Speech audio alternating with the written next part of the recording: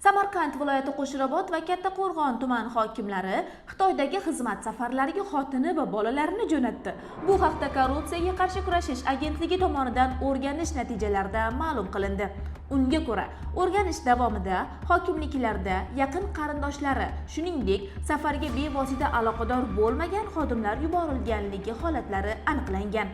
Xususan, Xitoyda Markaziy Osiyo davlatlarining professional fermerlari uchun tashkil etilgan seminarga Qo'shrabot tuman hokimining haydovchisi va hokimning o'g'li xizmat safariga yuborilgan. Bundan tashqari, Xitoyda tashkil etilgan qishloq xo'jaligini rivojlantirish va qayta ishlashni tashkil etish bo'yicha maxsus o'quv kurslarida Qo'shrabot tumanidagi sohaga aloqador hokimlik vakillari va fermer xo'jaliklari rahbarlari taklif etilganligi ko'rsatilib, 32 nafar shaxsdan iborat delegatsiya tarkibi, ya'ni ro'yxat taqdim etilgan. Biroq ro'yxatni o'rganish davomida ayrim delegatsiya vakillari, jumladan tuman hokimining turmush o'rtog'i, hokimlik boshqa mansabdor shaxsining yaqin qarindoshi ro'yxatga asossiz ravishda kiritilganligi ma'lum bo'ldi. Ular Qo'shrabot tumanidagi 1-son texnikum xodimlari sifatida rasmiylashtirilgan bo'lib, aslida ushbu texnikumda ishlamasligi ma'lum bo'ldi. Bundan tashqari, Kattaqo'rg'on tuman hokimligi tomonidan investitsiya loyihalarini amalga oshirish va savdo shartnomalari bo'yicha yangi kelishuvlarga erishish maqsadida 2025-yilning 22-30 may kunlari Xitoyga xizmat safari tashkil etilib, delegatsiya tarkibiga safar maqsadlariga to'g'ridan-to'g'ri aloqadorligi bo'lmagan hokimlik xodimi ham kiritilgan.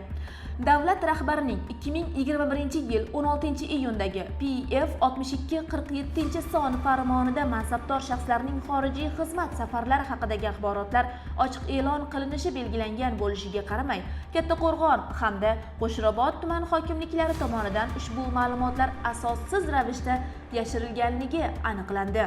O'rganish va tahlillar jarayonida to'plangan hujjatlar qonuniy chora ko'rish uchun huquqni muhofaza qiluvchi organlarga yuborildi, degan Korrupsiyaga qarshi kurashish agentligi.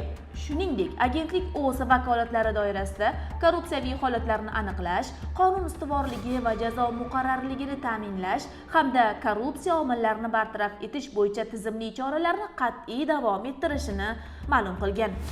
Agentlik ushbu yo'nalishda ommaviy axborot vositalari, jurnalistlar, blogerlarning faol pozitsiyasini qo'llab-quvvatlaydi hamda ular bilan ochiqlik va konstruktiv hamkorlikka har doim tayyor, deyilgan xabarda.